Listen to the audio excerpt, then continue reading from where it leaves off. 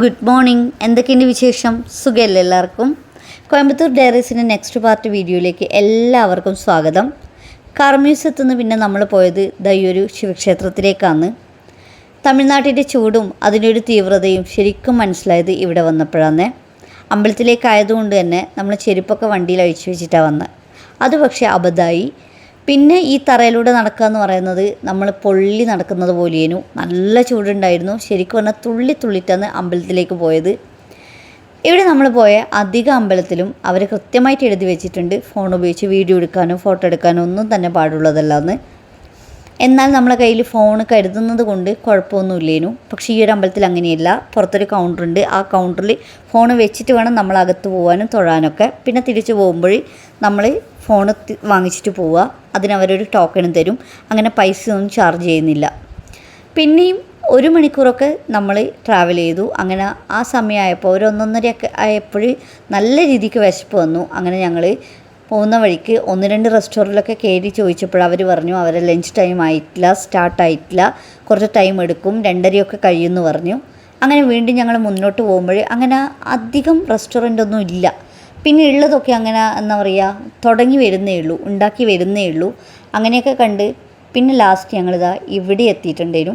ഇവിടെ ഇവർ പറഞ്ഞത് 10 മിനിറ്റ് കൊണ്ട് ഫുഡ് തരാമെന്നാണ്. പക്ഷേ 10 മിനിറ്റ് 15 മിനിറ്റ് 20 മിനിറ്റ് ഒന്നുമില്ല കേട്ടോ.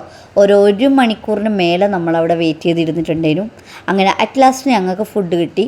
ആദ്യം ഒരു പ്രോൺസിൻ്റെ ഫ്രൈയോ പറഞ്ഞിട്ടുണ്ടായിരുന്നു. അത് വന്നു, അത് ടേസ്റ്റി ആയിരുന്നു. പിന്നെ ഞാൻ മീൽസും സാത്വി ബിരിയാണിയാണ് ഓർഡർ ചെയ്തത്. അങ്ങനെ ഞങ്ങൾ 4 പേര് മീൽസും 2 പേര് ബിരിയാണിയും കഴിച്ചു. ഞങ്ങൾ മീൽസുകാരുടെ കറി കേട്ടോ ആ കാണുന്ന പാത്രത്തിലല്ല ഉള്ളത്. അതിൽ തൈര്, 2 തരം രസമുണ്ട്, പിന്നെ എന്തോ ഒരു കറിയും ഉണ്ട്, പിന്നെ ഒരു മീൻ കറിയാണ് ഉണ്ടായിരുന്നത്. പിന്നെ സൈഡായിട്ട് ചെറിയ പാത്രത്തിൽ ഒരു ചിക്കൻ്റെ പീസും, ചെറിയൊരു ചിക്കൻ്റെ പീസും, അതിനൊരു ഗ്രേവിയും, പിന്നെ നല്ല കേസരിയും, പിന്നെ ഒരു അച്ചാറ് പോലത്തേതും, അതേപോലെ തന്നെ ഒരു പപ്പടം ഉണ്ടായിരുന്നത്.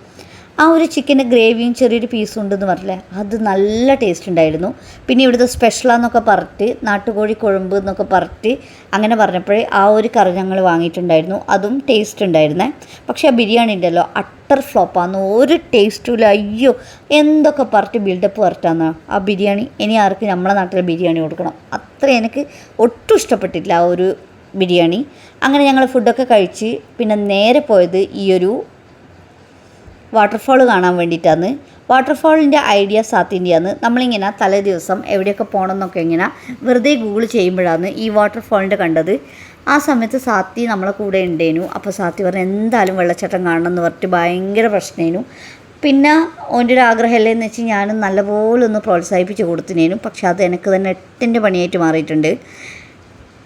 ഇവിടത്തേക്ക് ഈ വാട്ടർഫാളിൻ്റെ പേര് എന്നോട് മറന്നുപോയി. പേര് ഞാൻ നമ്മളെ ഡിസ്ക്രിപ്ഷൻ ബോക്സിലോ അല്ലെങ്കിൽ കമൻറ്റ് ബോക്സിലോ രേഖപ്പെടുത്താം കേട്ടോ.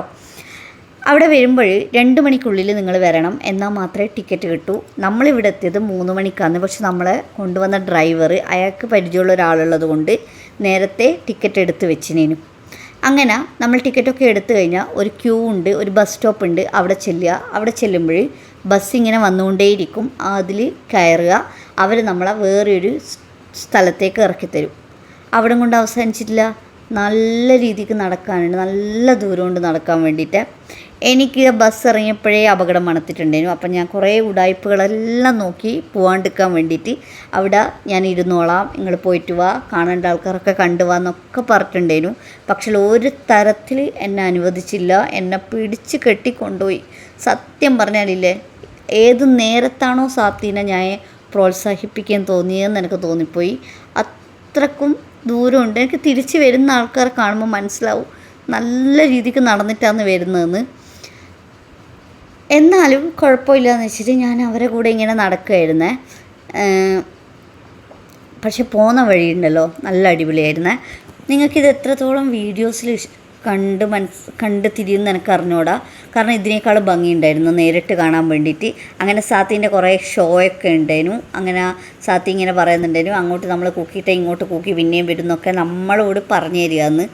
ആരോട്? നമ്മളോട്. അതൊക്കെ നമ്മൾ കേട്ട് ആദ്യമായിട്ട് കേൾക്കുന്നത് പോലെ ആണോ സാത്തി ഒച്ച വരുമോ എന്നൊക്കെ ചോദിച്ചിട്ട് ഇങ്ങനെ നിൽക്കുകയെന്ന്. പക്ഷേ ഞാൻ ഇവിടെ കുറച്ച് ആൾക്കാർ ഇരിക്കുന്നുണ്ട്. അപ്പോൾ ഞാൻ പറഞ്ഞു ഞാൻ എന്നാൽ ഇവിടെ ഇരിക്കുക, നിങ്ങൾ പോയിട്ട് വന്ന് പറഞ്ഞ് ഒരു രക്ഷയില്ല, വീണ്ടും എന്നെ പിടിച്ച് വലിച്ച് കെട്ടിക്കൊണ്ടുപോയിട്ടുണ്ടേനു. അങ്ങനെ മുന്നോട്ട് പോയി വരുമ്പോൾ നമുക്ക് ഇങ്ങനെ വെള്ളത്തിൻ്റെ ഈ ഒഴുകുന്ന സൗണ്ട് ഉണ്ടാവുമല്ലോ, ആ ഒരു സൗണ്ട് ഇങ്ങനെ കേട്ട് തുടങ്ങും. അപ്പോൾ നമുക്കൊരു പ്രതീക്ഷയാണ്, നമ്മളെത്തി, വെള്ളച്ചാട്ടത്തിൻ്റെ അരിയത്തേക്ക് എത്തി എന്നുള്ളൊരു പ്രതീക്ഷയാണ്. പക്ഷെ വെറുതെ നമ്മളെത്തിയിട്ടുണ്ടാവില്ല, പിന്നെ ഒരുപാട് നടക്കാനുണ്ടാവുക. അങ്ങനെ ആ ഒരു സൗണ്ടൊക്കെ കേട്ടുകൊണ്ട് മെല്ലെ മെല്ലെ ഇങ്ങനെ നടക്കുകയെന്നേ. അങ്ങനെ നടന്ന് കുറേ കുരങ്ങച്ചന്മാരെയൊക്കെ കണ്ടിതാ ഇവരൊക്കെ ഇങ്ങനെ നിന്നിരുന്നുണ്ടേനും ഫോട്ടോ എടുക്കാനൊക്കെ. അങ്ങനെ ലാസ്റ്റ് നമ്മൾ വെള്ളച്ചാട്ടത്തിൻ്റെ അടുത്തേക്ക് എത്തിയിട്ടുണ്ട്. ഇതുവരെ നടന്നതൊന്നും ഒരു നടത്തമേ അല്ല എന്ന് തോന്നിപ്പോയത് ദാ ഇവിടെ എത്തിയപ്പോഴാണ്. കണ്ടോ, ഇവിടെ കുറേ സ്റ്റെപ്പുകളേനു, ഒരുപാട് സ്റ്റെപ്പുണ്ട്. സ്റ്റെപ്പ് എന്ന് പറഞ്ഞു കഴിഞ്ഞാൽ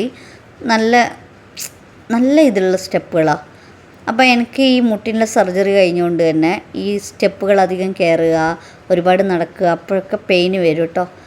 അതുകൊണ്ടാണ് ഞാനിങ്ങനെ മടിച്ച് നിൽക്കുന്നത്. പിന്നെ നമ്മൾ കുറേ നേരം വണ്ടിയിലിരുന്ന് വരുമ്പോഴൊക്കെ മുട്ടിങ്ങനെ മടങ്ങി നിൽക്കുകയല്ലേ. സർജറി കഴിഞ്ഞിട്ട് ഇപ്പം കുറേ കൊല്ലമായി, ഒരു 2-3 കൊല്ലമായി. പക്ഷെ എന്നാൽ പോലും അതിൻ്റെ കംപ്ലീറ്റ് നമുക്ക് റിക്കവറി എന്നൊന്നും പറയാൻ പറ്റില്ല.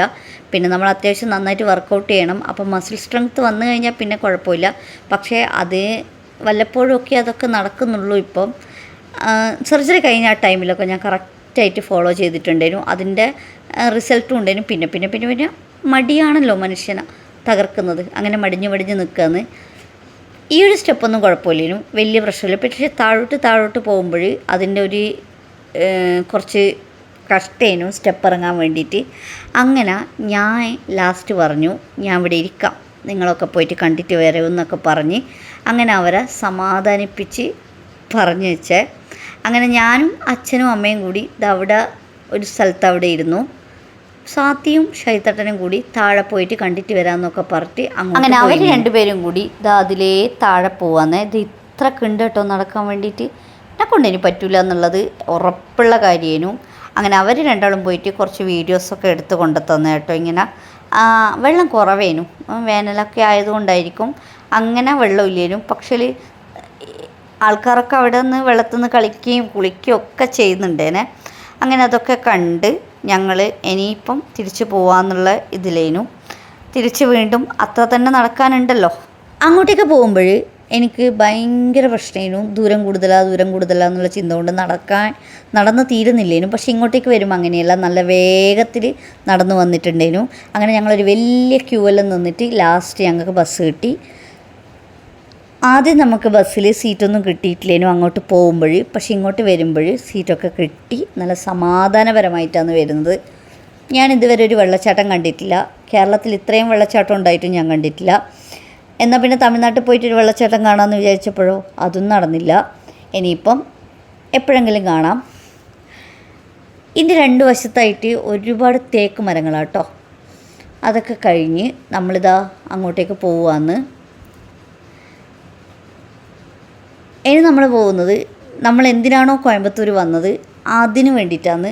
ആ ഒരൊറ്റ ആവശ്യത്തിന് വേണ്ടിയിട്ടാണ് നമ്മൾ കോയമ്പത്തൂരേക്ക് ശരിക്കും വന്നത്. പിന്നെ അതിൻ്റെ കൂടെ ഇതൊക്കെ എന്നുള്ള രീതിയിലാണ് ബാക്കിയുള്ള സ്ഥലങ്ങളൊക്കെ ആഡായത്.